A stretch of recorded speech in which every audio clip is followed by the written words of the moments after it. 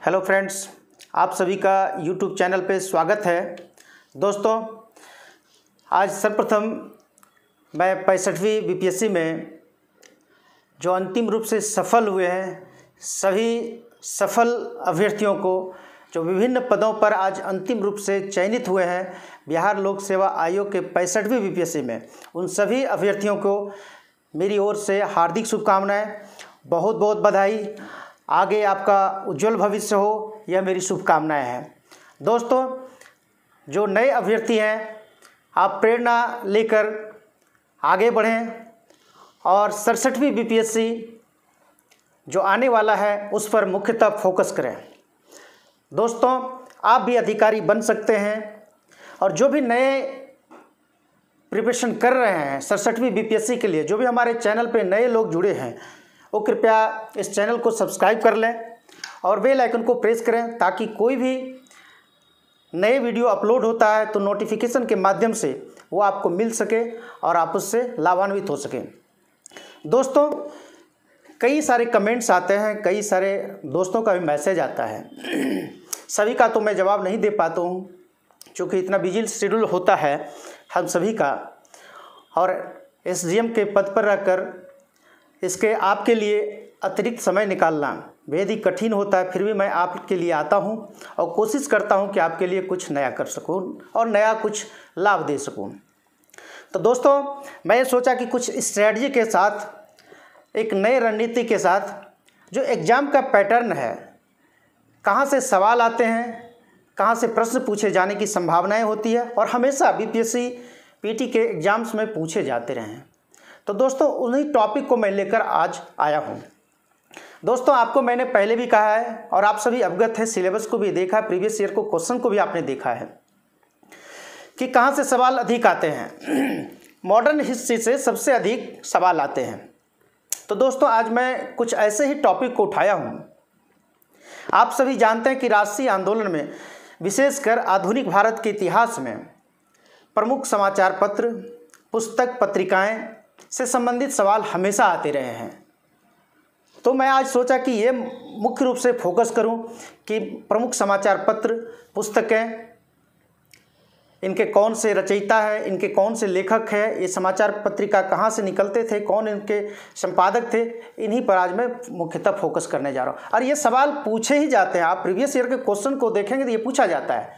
इसलिए दोस्तों, आप इसे, आपके पास हो सकता है कि ये मटेरियल हो, लेकिन मैं अगर बोल रहा हूँ तो हो सकता है सुनकर आपको याद हो जाए।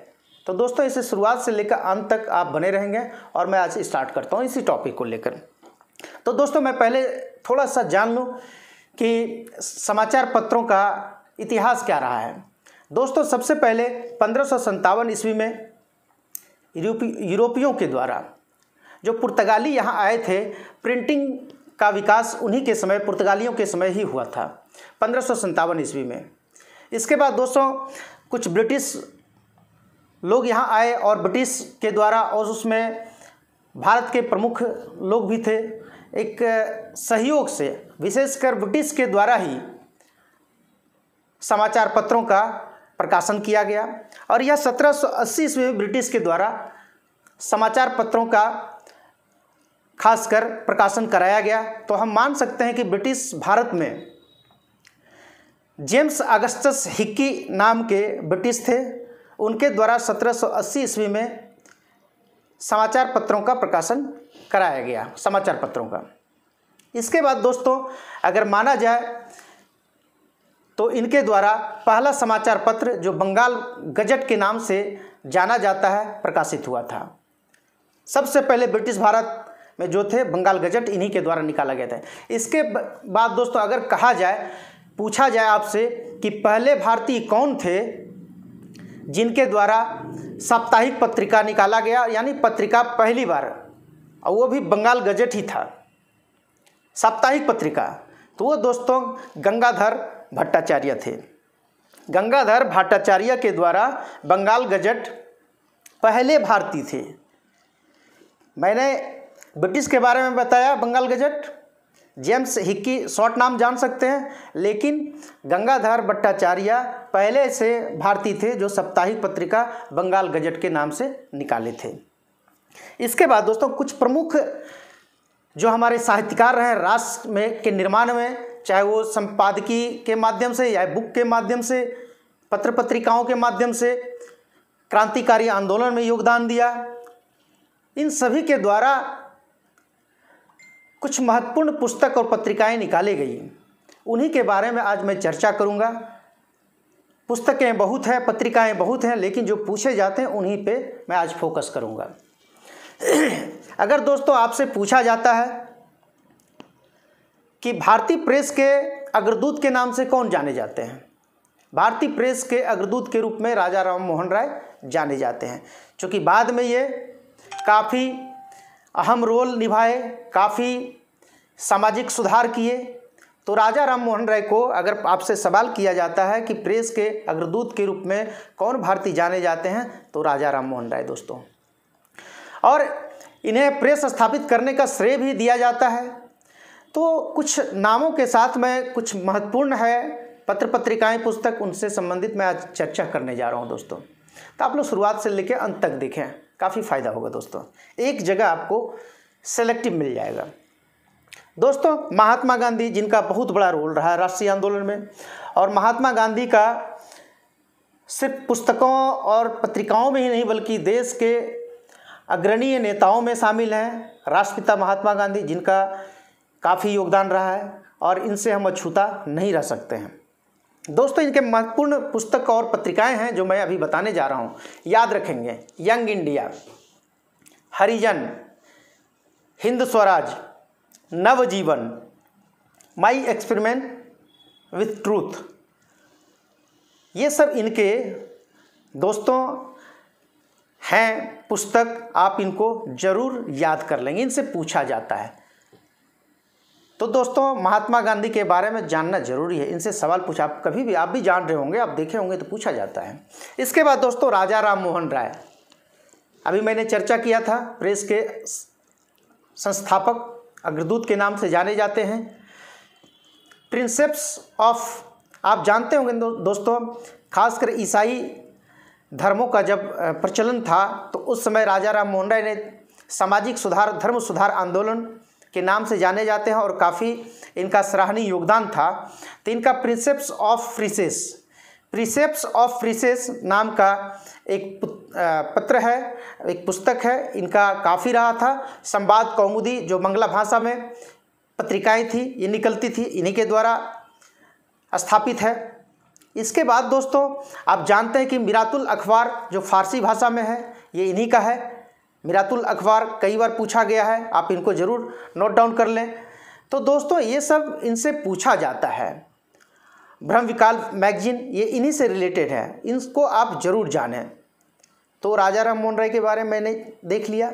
इसके बाद दोस्तों Dadabhai Naoroji, poverty and British rule, इनके बारे में आप जानते हैं। इसके बाद दोस्तों रस्ट गफ्तूर जो फारसी समुदाय के हैं और फारसी समुदाय से रिलेटेड ही निकाला गया था, ये आप जरूर जान लें। मदन मोहन वाल्वी का काफ़ी योगदान रहा दोस्तों।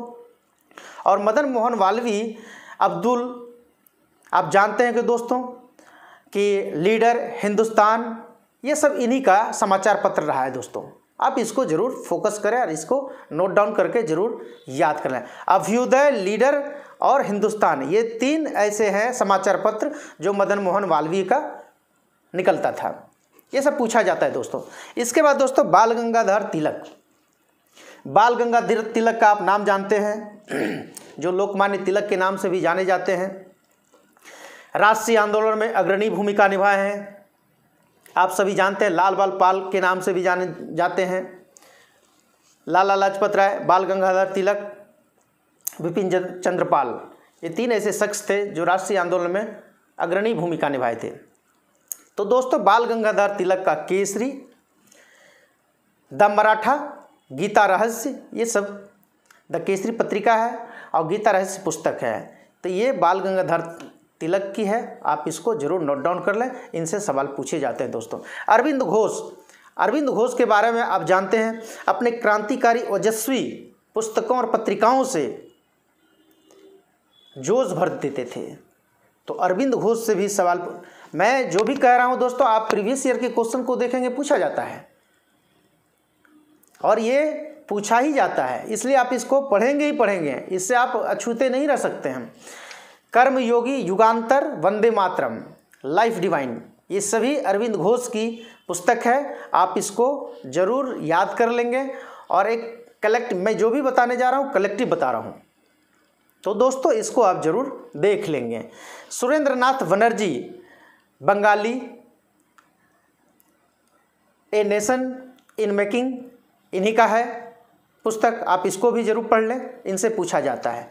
इसके बाद दोस्तों आप जानते हैं कि राष्ट्रीय आंदोलन में जो मुस्लिमों के लिए, पाकिस्तान के लिए जो मांग किए थे, उनके हित के बारे में, और ये अपने उन पुस्तकों से और उन पत्रिकाओं से हितैषी बने थे मुस्लिमों के लिए।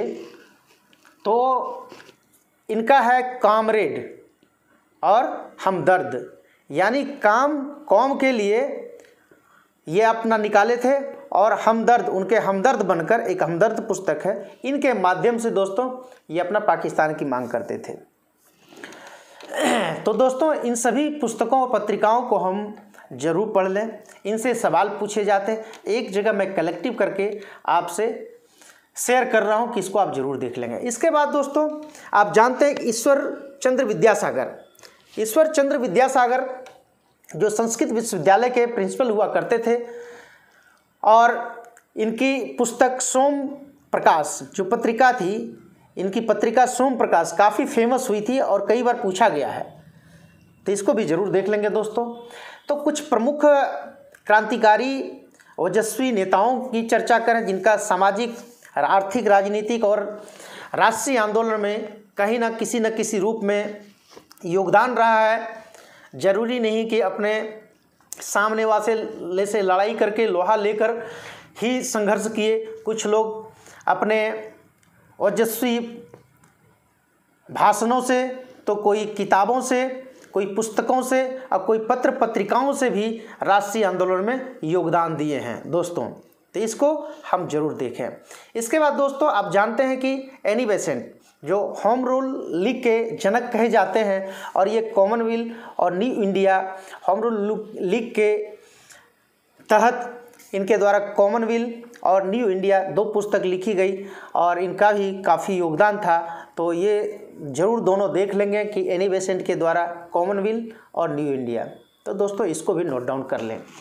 इसके बाद दोस्तों भारत के प्रथम प्रधानमंत्री पंडित जवाहरलाल नेहरू, काफ़ी इनका भी फेमस बुक है और पत्रिकाएं रही है, तो इसको भी ज़रूर हमें देख लेना चाहिए कि वहाँ से भी सवाल पूछे जाते हैं।